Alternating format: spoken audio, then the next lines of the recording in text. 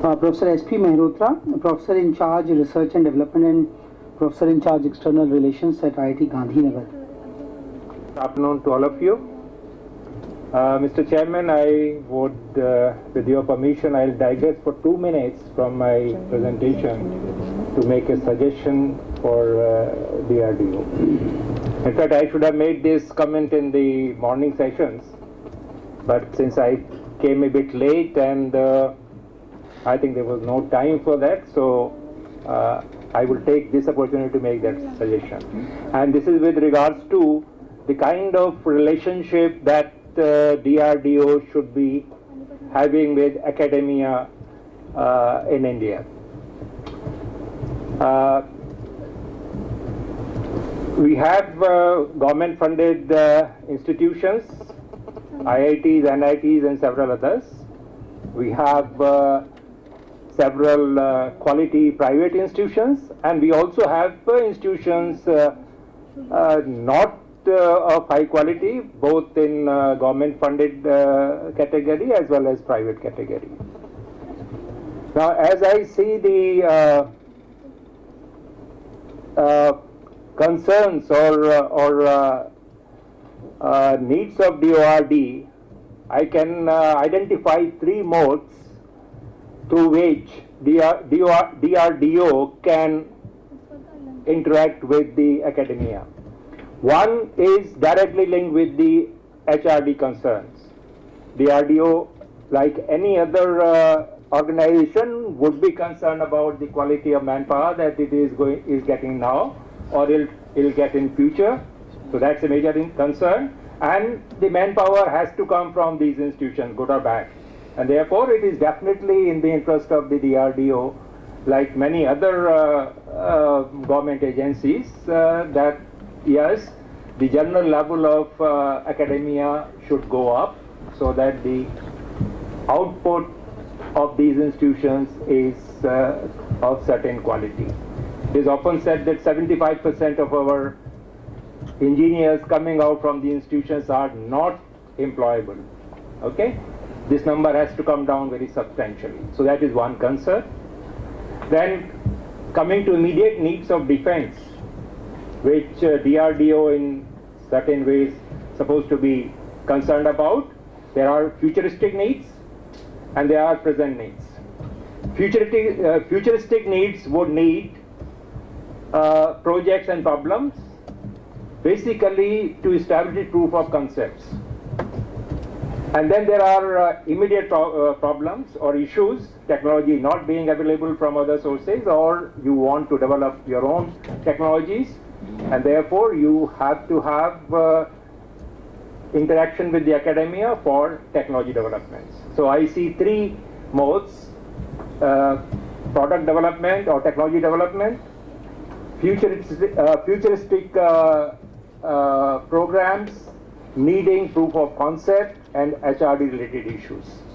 HRD related issues have to be tackled through projects, small projects to medium projects, which may not be of immediate use to DRDO, but they would help the institution in developing the infrastructure, motivating the faculty to create a culture of research in the institutions, and in the process try to motivate the students or make them aware about the R&D requirements, R&D needs, etc., etc.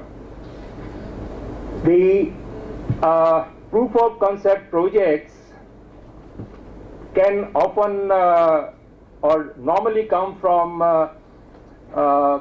people with of certain competence. Not that everyone can do it, but yes, in our institutions, definitely in NITs and IITs, we have people who have tremendous competence and with their own efforts or with group activities may be able to establish the proof of concept. And these can be the projects which are identified by the DRDO on its own, or sometimes from the suggestion from the academia, and these can be funded to the individuals or institutions which may be of reasonable quantum. The third category of projects, product development is much more difficult. They do not come from individual efforts in most of the cases. They do not come often from single institutions. They come from networking. They come from the effort of consortiums. And these projects have to be in the mission mode. It is known, we have seen that there are several examples in Indian scenario that wherever the projects have been taken up in the mission mode, whether it's atomic energy, ISRO, or even in perhaps some of the mission mode projects of defense, the solutions have come. Indian scientists or Indian technologists have not disappointed, they have delivered. LCA is one example. It might have taken longer, but then yes, it delivered, and it delivered something which all of us can be proud of. How did it come? There were close to 100 institutions which were participated in one way or the other. There were a group of individuals who defined the problems, who defined the individual projects. They were then distributed, and then there was a group which synthesized the outcomes of all these projects and resulted in the final product. So there may be many products of or requirements of defense. Professor, the general issues like this. I'm just coming to an end. Okay? Look at my gray hairs. I've spent 40 years as professor at IIT Kanpur, director at NML, and I interacted with DRDO, DMRL very extensively. I know what are the issues involved. I can give you the list of, I'm going to give you the list of the topics that the faculty at my place are working on. It is not going to be different from the list that others have given you. I don't know how are you going to sort out which place you go to. In fact, the problem of Indian, not problem, it's a universal problem in fact, that in academia, if the problems are not defined, as a faculty member, we define our own problems. Most of the time, if you see the problem statement, they are identical. This issue is very important, has been brought out before. And we start at the same level. Professor, We almost, and give me 2 minutes, sir. I'm not going to take more than that. I'll cut down my other part. I'll leave the PowerPoint here.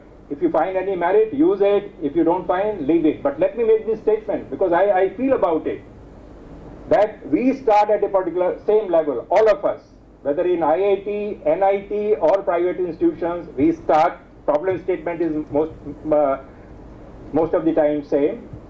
We start almost in a similar way, reach the same level, we then leave it.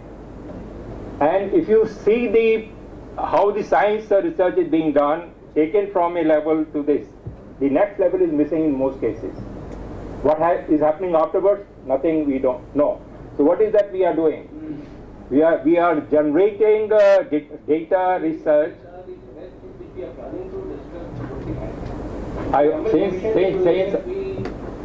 Since I would be leaving to catch my flight, therefore I am making this observation. If time is dictated, as I said, I leave my PowerPoint here because I am going to say the same thing which others have said. Okay? Okay. Since you all have this information with you, so let me come to the.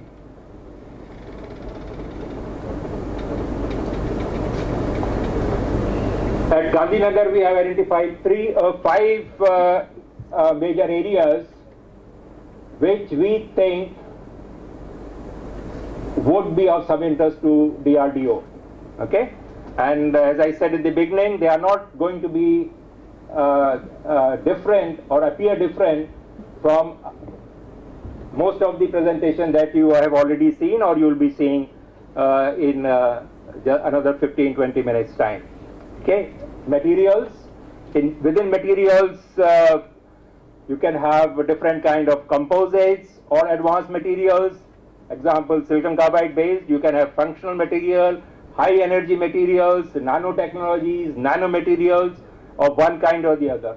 The another sector where we have a lot of activities going on and we think we have a lot of potential, fuel cells, solar and wind energy, hydropower. And I think one major emphasis that one would find in IIT Gandhinagar is on integrated power systems. We have strong groups on sensors, optical type rangefinders, seismic sensors, sensor for disaster management, and gas sensors, particularly for sensing the hazardous and toxic gases. One unique emphasis that you would find, I'm saying unique because not many institutions in India are working on this area in the manner that IIT Gandhinagar is trying to work, is the safety. System safety, structural safety, and safety to natural disaster. I'll come to it in a minute, why I'm calling it unique. I'll just talk about it. Then we have several other areas in which activities are going on related to aerodynamics. We have strong groups working on advanced CFDs. We have a strong modeling group, mathematical modeling, computations, data mining, and playing with large data systems, 3D vision, etc., etc. Why IIT Gandhinagar? One thing that I can say is we are proud of our the kind of faculty that IIT Gandhinagar has been able to recruit. We right now have, as we call, career faculty members. These are the faculty members who would be, hopefully would be having their entire career at IIT Gandhinagar. These are the faculty members who have come from institutions like MIT, Harvard, Berkeley, Stanford, Cambridge, and Max Planck kind of institutions. Even the older IITs, even my own IIT Kanpur, they often feel envious of IIT Gandhinagar because of this. And there are faculty members who decline offers from IIT Kanpur and Bombay to come to IIT Gandhinagar. And these faculty members are hungry for challenging problems. And I think that is our strength.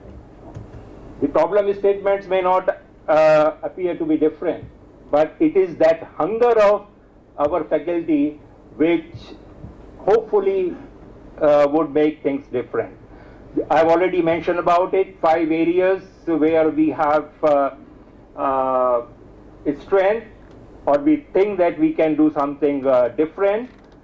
Already mentioned these. In materials, I don't have to say we work in metals and alloys. In fact, I am myself a metallurgist. Composites, non-materials, non-metallic materials, biomaterials, and different, within each of these different categories you will find.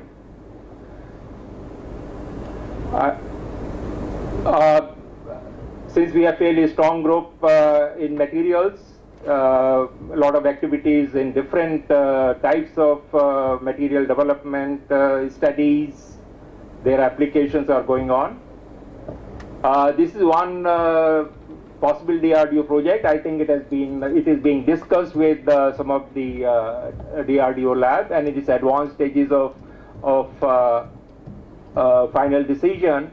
Terahertz with CMOs, inexpensive THZ detector for defense application, and the other is on development of compact models for semiconductor devices working under cryogenic conditions. This project also is under discussion with one of the DRDO labs. First area is solar cell fabrications and characterization. In fact, at Gandhinagar we have a fairly strong group working on solar energy materials development and also more efficient design of cells. And as I said, integration of renewable energy into power sources is one of the areas of our interest. We have very strong groups in electrical and chemistry, electrical engineering discipline and chemistry, which are trying to develop chemical sensing using tunable diode laser spectroscopy sensors and physical sensing using optical fiber and tunable lasers.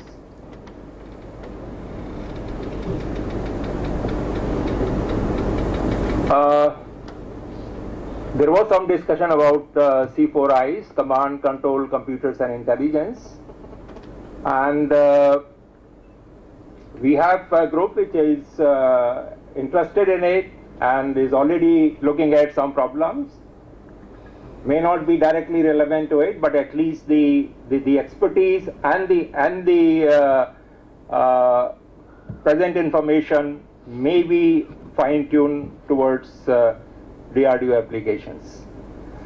Vlsi design is one of the areas of interest in asynchronous circuit design, IP integration in multi-core systems, and neuroformic architecture. These are the three areas in which we already have some expertise, and a group of faculty members already working on it. As I said, safety is one of the areas of interest. 1 minute. This is actually a center, safety center. The only, at least in academic institution, there is none of this kind. And this center has been funded by an international organization, Underwriter Laboratory of Chicago, which is supposed to be the international authority in fire safety. And to begin, it was established with their initial support, but now it has drawn support from many other organizations. And the scope of safety has gone beyond the fire safety. We are looking at system safeties as a whole, urban safety, plus many other things. Some of these perhaps may be of use to DRDO. Fire safety structure is one part of it in collaboration with our civil engineering group.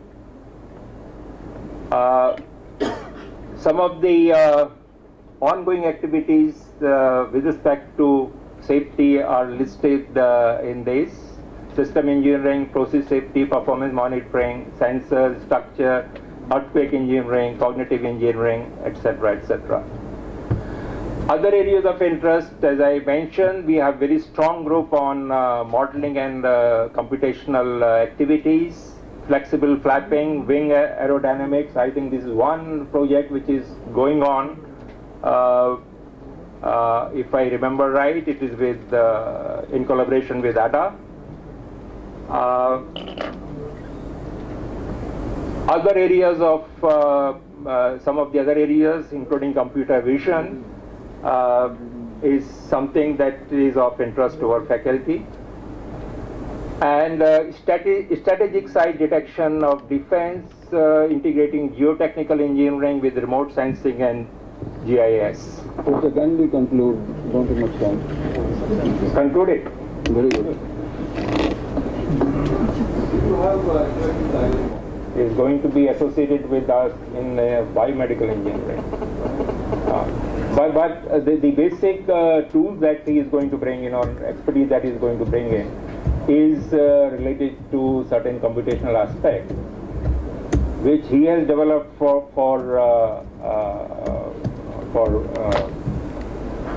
aeroplanes. But some of the information or some of the tools that he has developed may be used for heart functioning. So that's how it's connected.